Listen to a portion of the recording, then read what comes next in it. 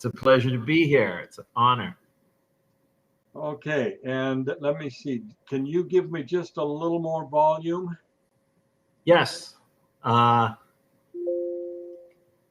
we're okay. I just made an adjustment here, so we're good. Okay. So Dr. Gharbo, can you just give us a quick overview of what you are working on? Yes. So I'm a physical medicine and rehabilitation specialist. I'm community, but I'm also affiliated with Virginia Commonwealth University, and I'm also part of a study at the Veterans Administration in Columbia, South Carolina. 23 years of practice for polytrauma, chronic pain, substance use disorder, PTSD. When people have been hurt very badly, and I also do nerve tests. And my own story is that I had burnout and even a heart arrhythmia 17 years ago. And this is a process that I've developed that works in the clinic regularly for chronic pain, and was my own pathway out. So I have published it, and I want to start sharing it with people to give hope for people in chronic pain and emotional health problems. Okay, let's start then at the beginning. You have the chronic pain, and you worked your way out. What were the steps that you went through that I can follow? Sure. Well, I did not have chronic pain, but I did have, and the medical term that I use is persistent sympathetic activation, but I think you can think of persistent threat activation, that we have this threat response. What does that mean? So there's a threat response, and it can be due to real threats, or you could even be stuck from persistent threat. And threat could be an actual threat. It could be financial distress. A lot of people use the word stress, but this system really is designed to protect you from threat. But what's happened in the modern world is that threat is constant. And a good one is financial distress. But if you were injured as a child, physically or emotionally, your threat system could be stuck on high. I call that having a high idle. It takes a lot of energy to maintain that high idle, and it can have health consequences long term. And we know 40% of women with chronic pain had some type of abuse as a child. So what can happen is you can get stuck in that threat response. Your brain builds what I call fear superhighways. Okay, so that what you're talking about then, if I understand you, with what I would call stress or others call stress, would be the subconscious, the brain secreting cortisol and adrenaline on an ongoing basis, which then has a tendency, as I understand it, to shut down the immune system, which can cause the disease. Yes. So what you always have to remember about that threat response, it's very powerful, but it's inefficient. So anyone who's stuck and is continually at that hypervigilant, aroused state, but yet also exhausted all the time. People may tell them, I can't believe how much energy you have, but you feel exhausted all the time. And you're driving, around town in the wrong gear. Your RPMs are way too high. It doesn't have major short-term consequences, but eventually all the bolts start to rattle, and you start to have different physical and emotional health problems. And everybody has a different chink in their armor. Mine might have been heart arrhythmia, and someone else might be a migraine. Okay, well, let's use an example that's close to me. My wife of 49 years is very, very thin, eats twice as much as I do. And I have for years just told her, well, she worries it all off. How's my diagnosis? Can that be happening? That is possible. Obviously, in the human condition, just about everything's possible. A lot of people will go through a period of months and years like that, but then eventually, oftentimes, the metabolism changes and they can actually gain weight. So people can go through a process with anxiety of losing weight. And then as it goes on for a protracted period, as there's changes in the system, then they can actually get heavier later. Okay. So, but give me your term again that you're using instead of. Well, today we can just persistent threat response. Okay, can we call it? Okay. Or you can call it stress. It's fine. One of the examples I do give is that chess champions can lose about 10 pounds in a weekend of tournament play. So the brain is cooking away. A healthy brain is cooking away. It's about 2% of your body weight, but can burn 20 or more % of the available carbohydrates to burn. So a healthy brain and body can just use massive amounts of energy.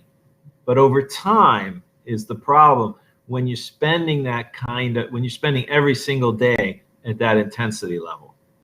Okay. Well, just to tell you the rest of my wife's story, she had a heart attack about 3 years ago. And she's recovered well and is doing very well today. But the doctor believed that it was stress that was causing that. So now, one other thing you said about the chess player losing 10 pounds over the weekend, just from concentrating on the game. I'm a lousy chess player. Is it going to help me?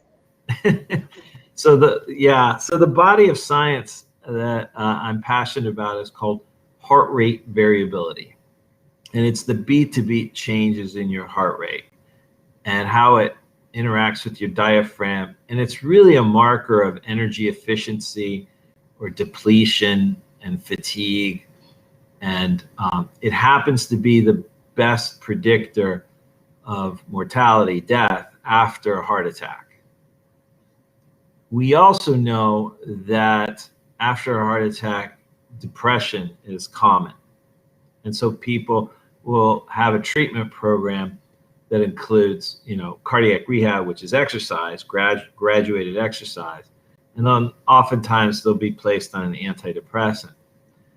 What I would argue for is if heart rate variability is the biggest predictor of living after a heart attack, and it measures emotional health, then focused breathing techniques, like in the study we did on veterans with chronic pain, where we modulate this marker with breathing techniques, and we worked with veterans 1 hour once a week for 6 weeks, and they learned this skill compared to people who just sat in a calm room.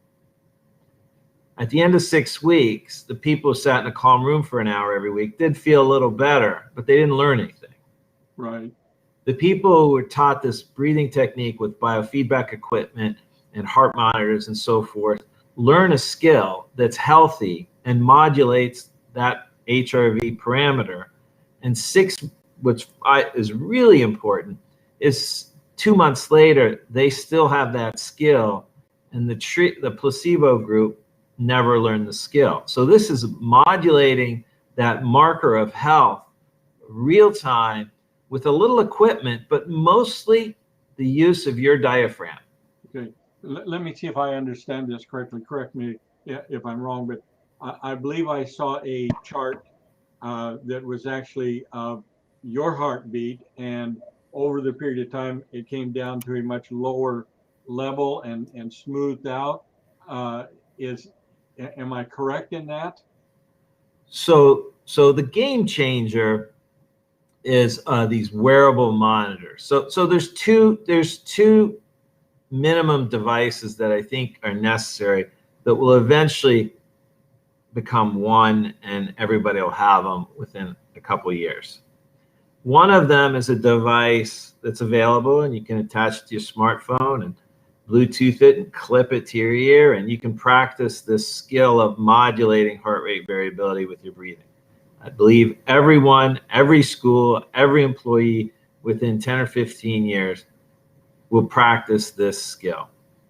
The other, the one that you're talking about, that is this marker of whole health, can be worn from a wrist device or a finger ring or that sort of thing, and be tracked each night for weeks. And when you heard my presentation, I just happened to show some numbers last year when I was taking my board re-examination, which is a very stressful time because you're still working full time. You're getting tested on things you might not have seen in 20 years. And the ramifications can be quite substantial if you don't pass. So, and instead of exercising, you're sitting on your backside and studying. So my numbers over several weeks were dramatically improved once I passed. And instead of sitting around, I was doing more exercise after I got home from that number. The argument I could make is I'm vastly healthier. I know I felt better. And in this age of COVID, I think there'd be very clear different outcomes of how I could handle COVID with those numbers before and after my board examination. And I think this is one of the things that we see with COVID, why it's unpredictable, why some people do very poorly and some others don't. And I think this will help. There are a lot of ongoing wearable studies for predicting COVID, because your respiratory rate will actually increase before you get symptoms, before you get a fever, before you test positive. So little wristband wearable monitors are starting to predict, and that'd be very important, to predict you have something going on before you have symptoms. Could I translating that is the same thing to chronic pain. If you have a physical problem, that is challenging your threat response constantly. So if we can get those numbers up in that, you're less likely to have chronic pain, and it's a marker of whole health. Okay, so the wearable is going to show me what my heart rate is doing, and it's if it shows, or you use the word predict, but I don't know if is it predicting, or is it just picking up on the symptoms that are starting that aren't showing through other means. All right, so heart rate variability gets very complex, but it's HRV. It's the variation of your heartbeat. So if your average heart rate is 60, okay, what does it vary from? 58 to 62, or does it vary from 50 to 70? If it varies from 50 to 70 to get an average of 60, that's heart rate variability. That's very healthy. That means your secondary pump, your diaphragm, is really assisting your heart, and your heart doesn't have to work as hard. Okay. So the bigger the HRV, the better. Does that help? Well, I want to be sure that I understand, and then it gets deep quick. Well, I'm interested in the practical. What do I need to do to ensure that I have better health?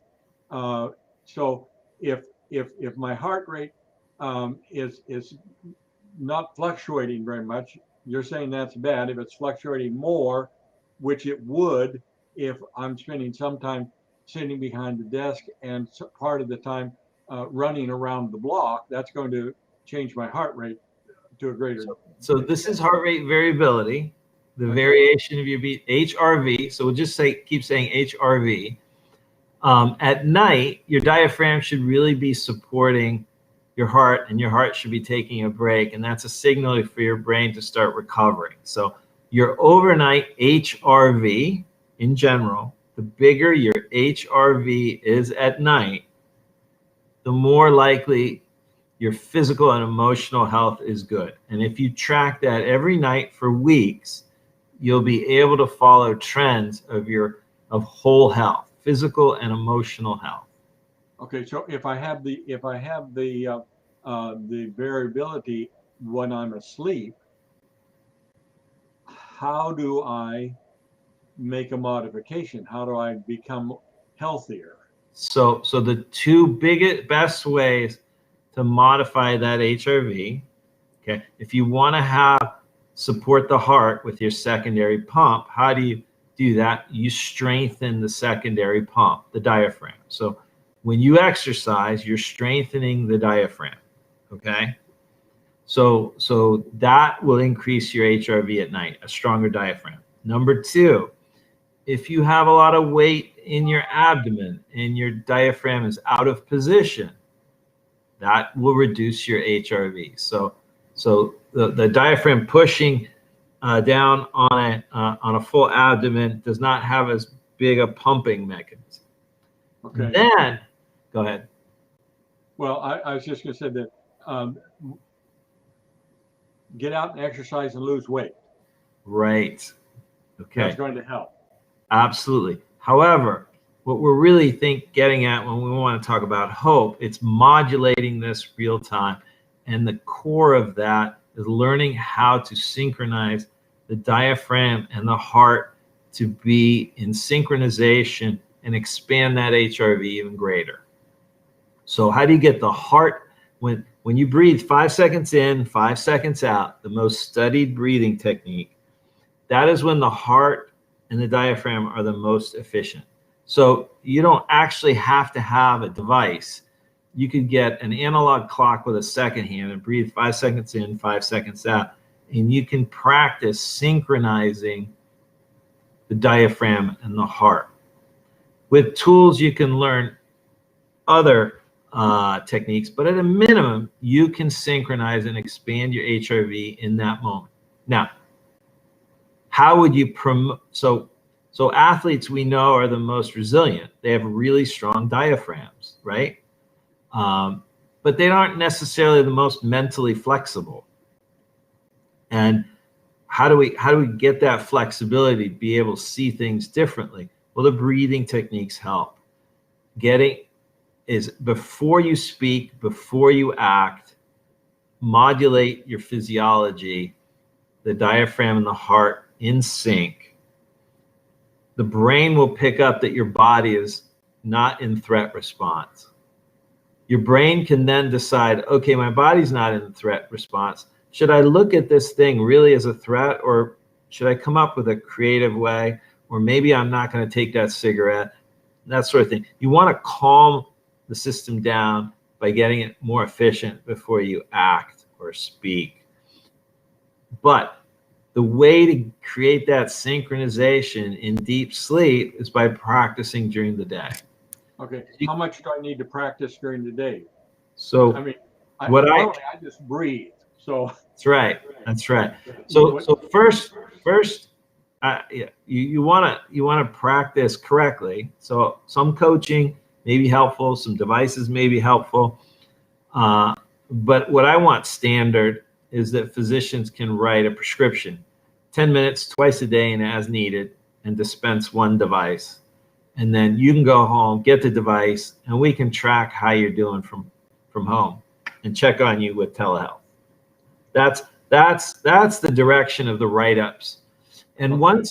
once you develop the skill, and once you start tracking your nightly HRV, people start making natural health decisions without beating themselves up about right and wrong and things like that. It's do I need this drink of alcohol tonight? I know what it'll do with my numbers. I know what it'll feel like tomorrow because I've seen this before.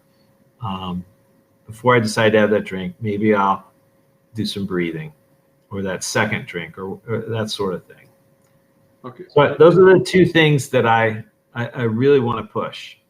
Is it going to help me where I have a problem when I see the banana cream pie, and I go to take a big bite of it. Is the monitor gonna go off in my ear? So what I ask people who are doing that, and I support them different ways. So let's take smoking for an example. All right, there's a physical component, and there's the behavioral emotional component, right? Doing something with your hand. So why do these e-cigarettes? They're terrible. They are absolutely terrible, because what they say is, don't worry about the habit. You do that as much as you want. They don't work. The methodology that we use here is we want to break the physical and the behavioral in half.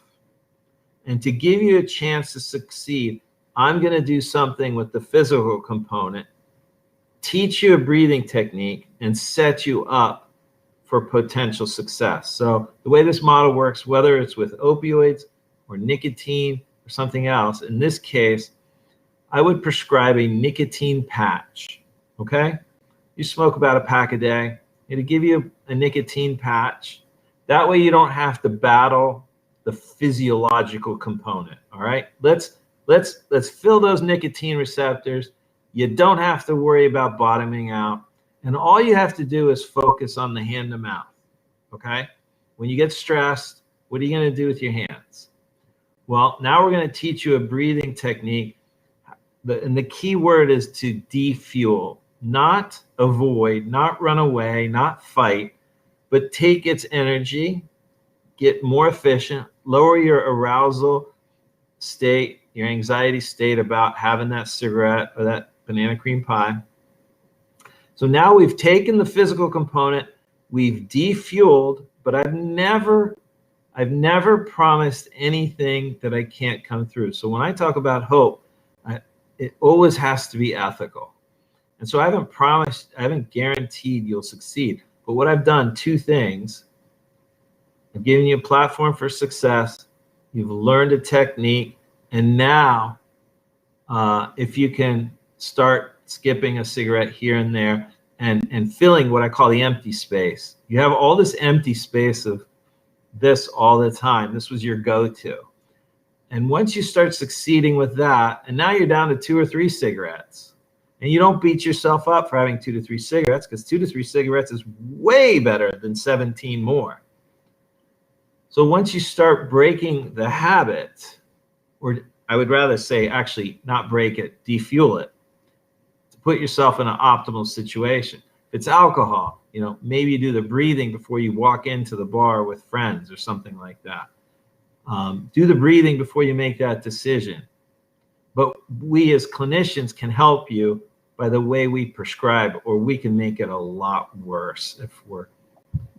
How much of the breathing, in context with what you just finished saying, how much of the breathing is actually physical, and how much of it is just being aware that I need to be careful of this next activity, cut it back or don't do it at all? So this fear superhighway, this threat response, this limbic system, it is a very automated, very fast system to help you react, to limit your choices. I'm going to fight. I'm going to punch you. I'm going to lay down and play dead. I'm going to run away. Limited options, but fast options. I need to get into the higher parts of my brain to remember who I am, where it is I want to go. And the only way to get from there to there is by reducing. So the way to get from here to here, I like to say, it's a different latching mechanism. It's not trying harder. When you're stuck trying to not drink alcohol at night because you're trying so hard and you end up, it's not working, it's because you have to let go into your frontal lobes. Okay. So are you suggesting it's like driving the old standard shift car? I need to just shift gears? So you do the breathing. Now the brain picks up the body's not in threat. Now you have an opportunity to creep into your frontal lobe. And remember, I don't want to feel terrible tomorrow. I want to be productive at work, or whatever it is, as opposed to being right there in the threat moment. I want that banana cream pie. Okay. What impact does visualization have? I mean, I've never smoked, so I don't have that issue. But if I were a smoker, if I can visualize myself not smoking, does that help my subconscious mind? So you mean believing? Yes. So isn't that the crux of why you invited me here? There's so much of this about believing. So visualization is, do you believe that there's a life for you without X, Y, and Z? Can you visualize that? If you can't visualize it, that's not a great sign. So anybody who's achieved unexpected outcomes has had to believe in it. Okay. So well, if you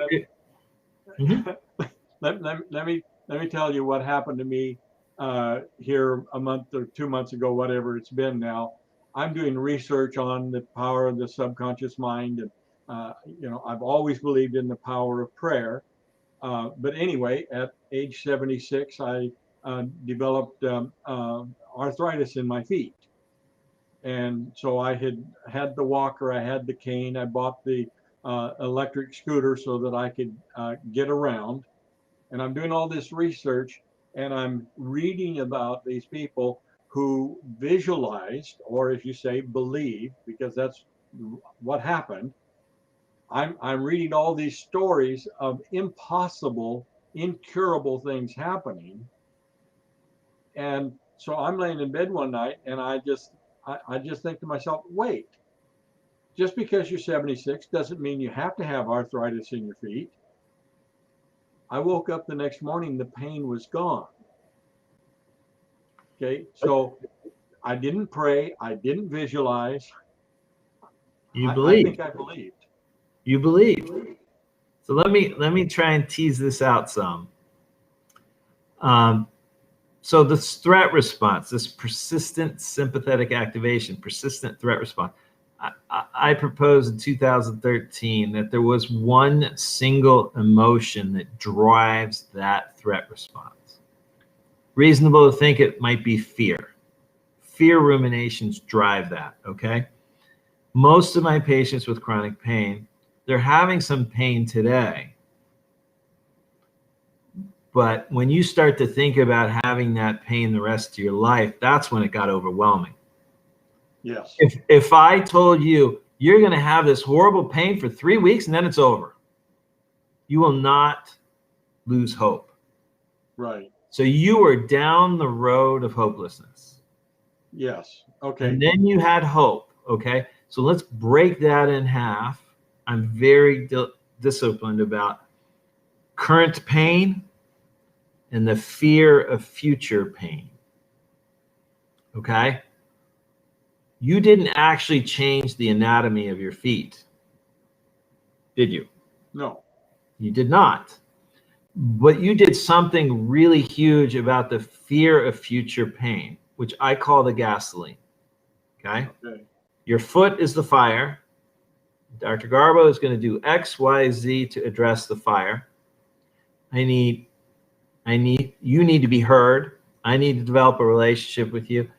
You need to what? Trust. So what is the antidote for fear? It's Then trust. Trust. So I propose trust is the fundamental human emotion for the opposing part of that autonomic nervous system. So it is the core. Fear is the core of vanity, greed, chronic pain. It's the core emotion. Trust, on the other hand, is the core emotion of every single relationship. Peace, love, courage, partnership, business. So it's trust. So let's talk about trust. What is hope? It's trust in the future. Right. It's belief and trust. And when you write a paper, I think all kids, in school should be taught to write papers in the first, second, and third person. Okay, different parts of the brain, they go higher. Each one's higher, believe it or not. First person, write about how this affects you. Well, we do and talk all day long, telling our opinions about everything. Well, now let's go to another part of your brain. What is that? I want you to write and tell me from the other person's eye. That's a second person. Third person is the football coach in the booth, the scientist, looking down on things, trying to be objective about everything without any emotion. So first person, fear. Second person, empathy. Third person, looking down, science. I believe healthy people have to have trust in all three. Okay. You were able to do this where other people won't be able to do it right away because they may have limited trust in more than one realm. Okay, people with I tell people, I grew up in mostly safety, the way it's supposed to be. People with PTSD, they survived their childhood. Their brain changed to survive. So they may have lost trust in themselves. They may have lost trust in others. And they've not been able to come up with a process or come along with somebody with a process. So I say trust in three. So you had such profound trust in yourself to start with. I'm going to do this. Not everybody's like that. And you also believed in something bigger. Not everybody's in that situation. So we have to figure out what you've lost trust in, all the different things. And did you lose trust in the future? And so when I write the things that I've published, I always say, hope is a process. What is marketing? Marketing is selling hope. Right. And so to be ethical in the healthcare system, I can't get you to trust my needle, my prescription pad, my pills, this or that. It has to be a process, that third person. And that's what I've been talking about, those two devices. It's not about the device. It's about the process of you getting away from mental exhaustion, the skill to modulate your nervous system real time. That's empowering. That sets you up. So what I'm trying to do, you figured it out without science. Lots of people throughout millennium have figured it out. What I'm trying to do is develop this process to set people up who, I call it people like you, low-hanging fruit. Okay, you have. It looks like you have a nice, safe, secure home. Okay, that's big, right? Maybe you don't worry about finances every single part of the day.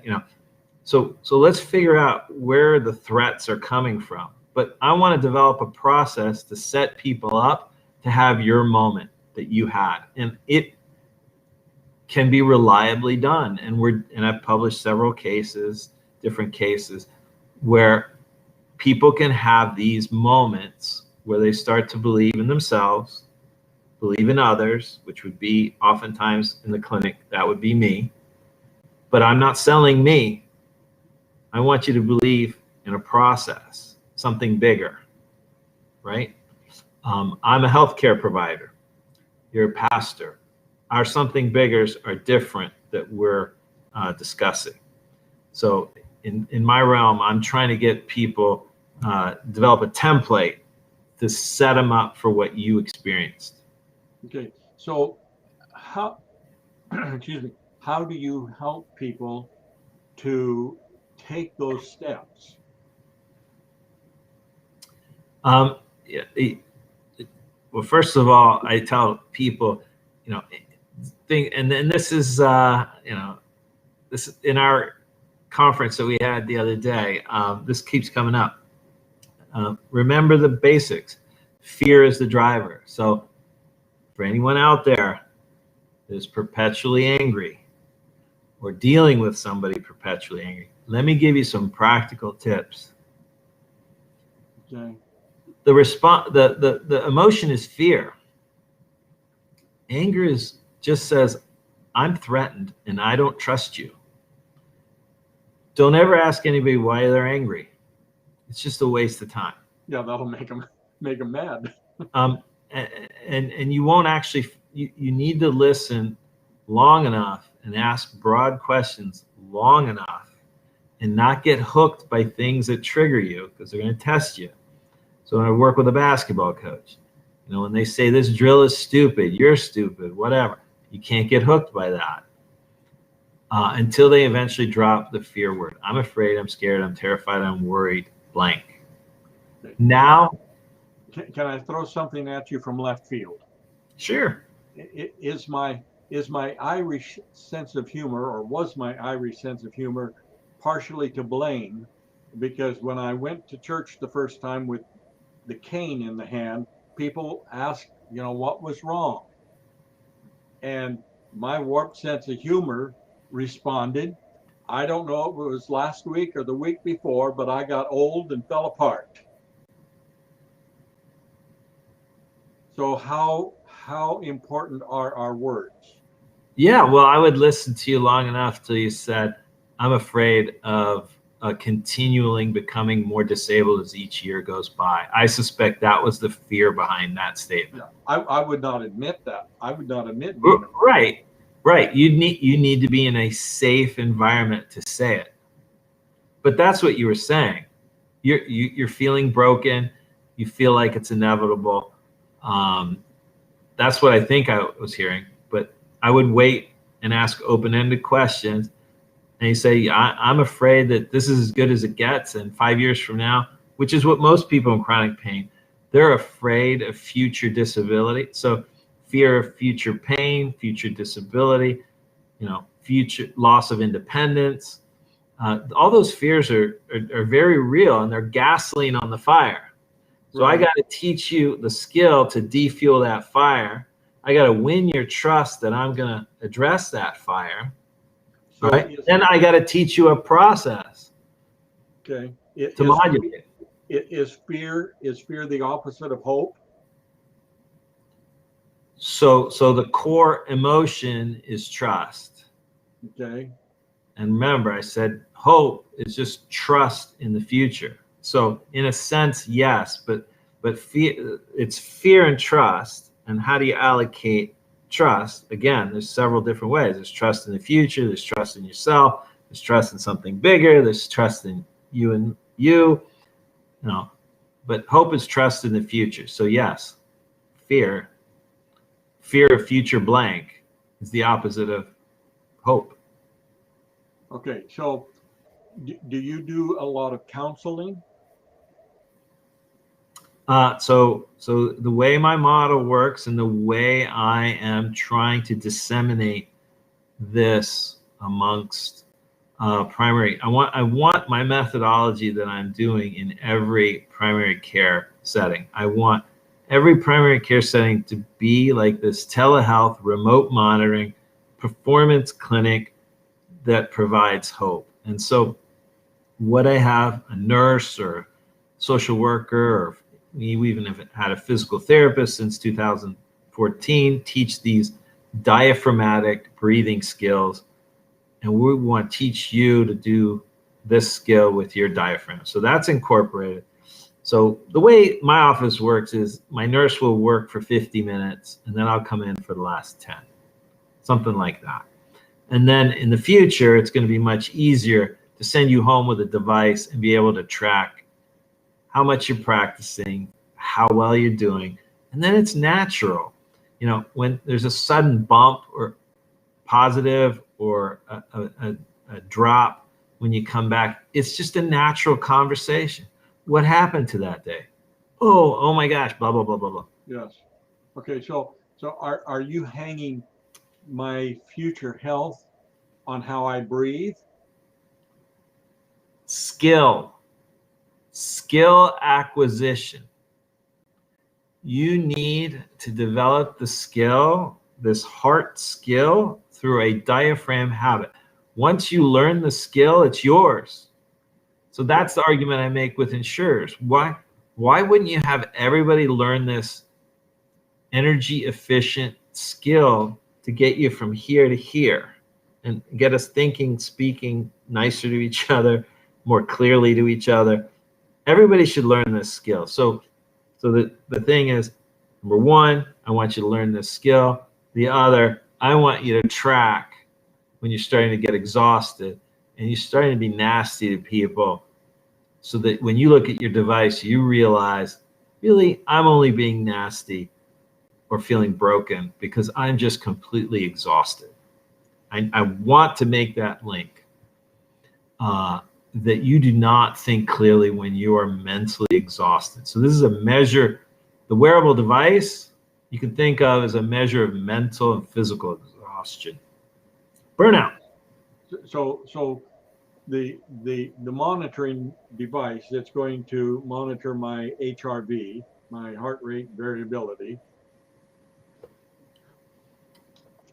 I wrote it down. And that's why you need one-on-one coaching to figure out, to be gentle and remind you back to, but that's exactly how it goes to get if you have a process. Okay. So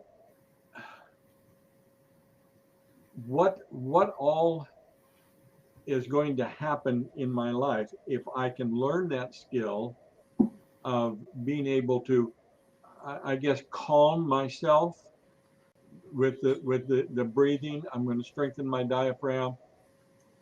So get the heart rate variability wider. Yep. So let me help you. So I talk about health trajectory change. For health trajectory change, if you ask anybody who's done, they made a decision. Yes. Your shift was you made a decision. So we're doing these things to reduce mental fatigue so you can make better decisions. We're teaching you how to change this skill to modulate to help you make better decisions. And then the coaching and the counseling is just about, I want to know what your purpose in life is. My professional purpose is very simple. Help people adapt. Okay. I can always remember that. When I'm not behaving in that way, there's a trigger that says, hey, that's really not compatible with your purpose. So we know people with a purpose are healthier, they move more. And so I challenge people to figure out what's their purpose, and try and make it as clean and short as possible so it's easy to remember. So now that if we have your purpose and we know your values, we can guide decision making. But we also know what are common things. So we use stop, shift, and decide. Stop the racing brain with a diaphragm habit.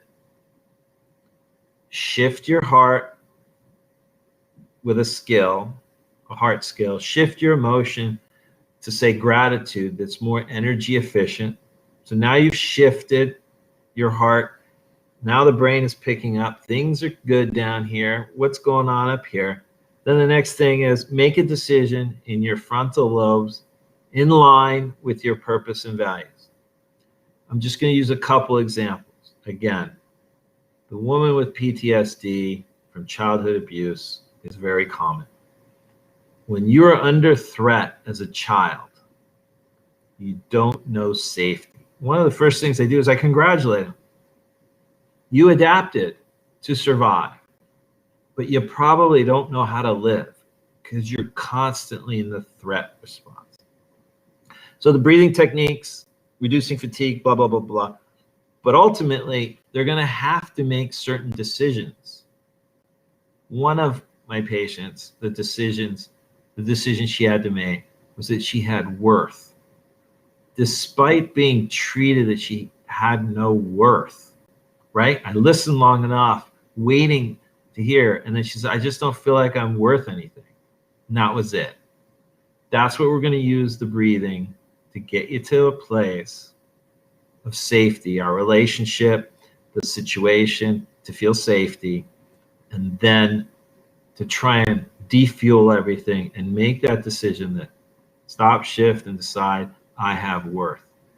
Stop, shift, and decide to forgive because it's healthy. Stop, shift, and decide to be kind to yourself because it's healthy. So everything I do is about energy and health. I'd like to think that I take people back to their spiritual doorway, and then they can go on the weekend and get further guidance. But I think it's very important as a physician in my situation to be very tight with science and not move too far into spiritual.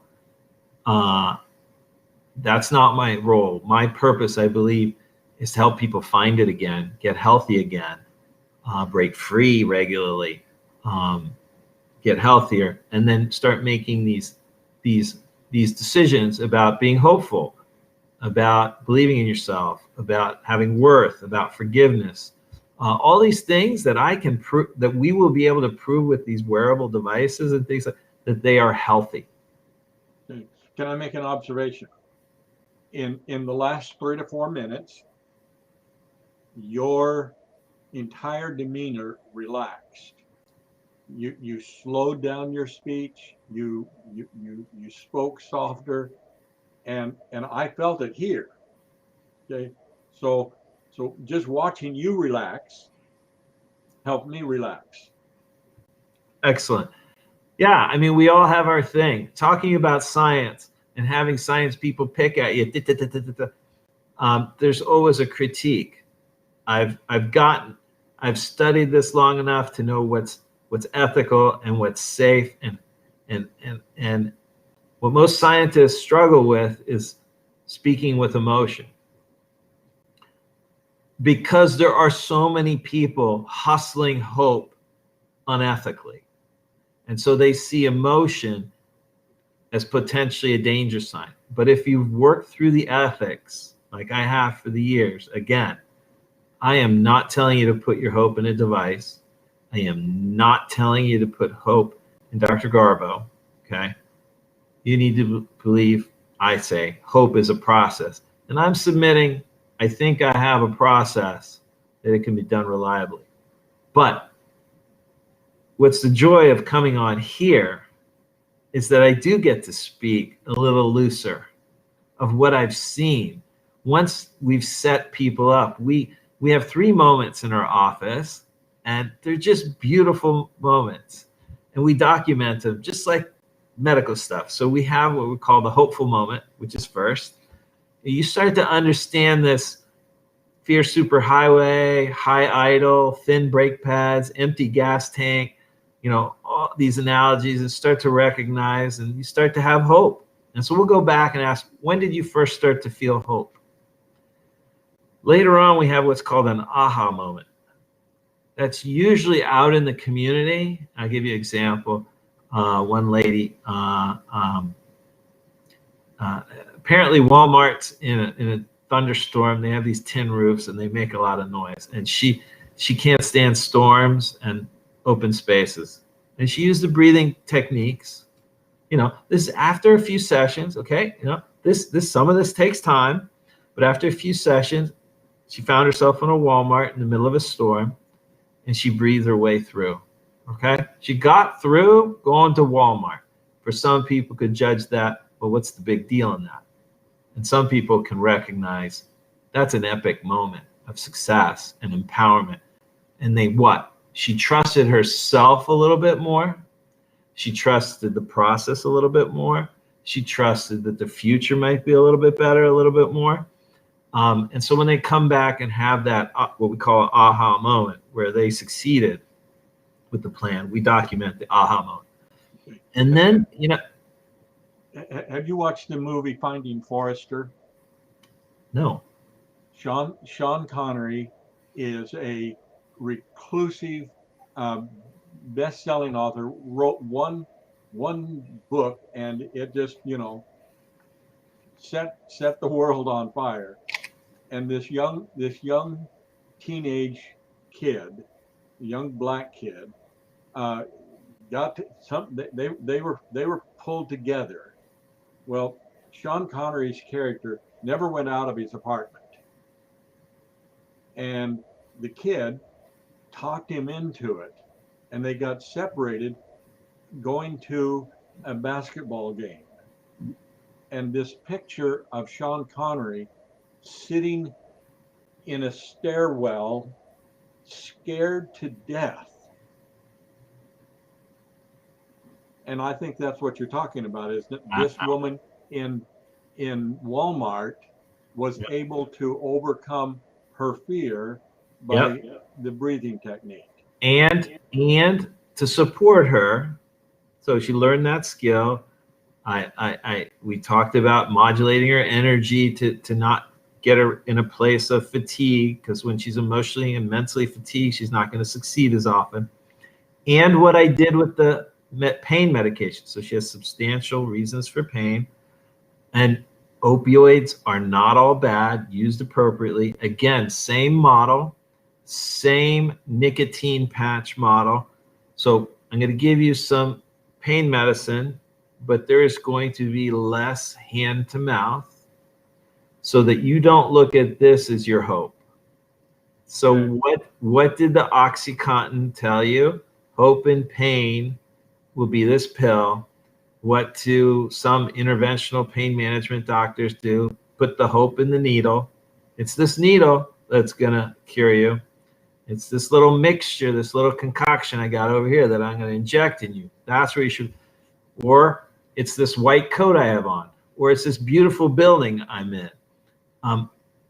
I want discipline with where we guide people's hope. I watch people incredibly closely where they guide their hope. Again, hope is a process, and it has to be an ethical, scientific, and safe process. Okay. Now I interrupted you. You were doing three steps. I missed the third step. So the third one's beautiful. I mean, there's a point after a couple weeks or a couple months, and sometimes a couple years, but suddenly this person, they came in on the edge of their seat, sweating, anxious, and then at some point they're sitting there, and I asked them, "You still have pain, right?" "I still have pain." "But how are you compared when you first here?" "Oh my gosh, I'm so much better." And they're talking normal, and I welcome them back, because that wasn't who they were. This is who they are, and now they finally get to be who they are. Don't necessarily cure, the spinal stenosis. Okay, I can't cure what happened to you in your childhood. Okay, but you can accept that the brain was there trying to help you survive. I can maybe help you with some of the pain with some of the injections or medicines I do prescribe, okay, to support you. I call that a platform. I use the word platform very specifically because it's hard to steal hope using the word platform. I'm just prescribing to help you. But at most, this medication is just a platform for your success. You're still going to have to do the breathing, monitor your fatigue, and make good choices in line with your purpose and values. And that's in a synopsis the model. But the welcome back moments are great. You get to see the person for who they really are. Oh, that's great. Okay, I don't want to keep you all afternoon, Dr. Gharbo, but this is fascinating. You've done a great job of helping me understand, and that will help our viewers understand. Is there any other one thing that you'd want to say to give people hope? We are really, the science of heart rate variability is really unlocking. We are going to go through a transformative health paradigm shifts that are inevitable. I don't know how long these kinds of things will take, but I'm certain that it's inevitable. So it's coming. it appears to me that there's more and more people in the medical industry that are moving away from giving the shot, doing the pill, cutting something away, and are looking more at the individual as a whole being and working with the, as you're saying, the fear, building trust, those kinds. Do you Yeah. see that? If your gallbladder is dying, it needs to come out. Okay. So that part of healthcare will forever be there. But let's be careful where we put people's hope. We have to be ultra ethical and diligent that it is not in the marketing of the building, the person, the needle, the knife, the electrode. It has to be a process. I'm submitting mine as what I think is a process that works. There are other processes. We're going to work out the terminology, but that process has to be ethical and stand up to scrutiny. Dr. Gharbo, thank you so much for being with us today.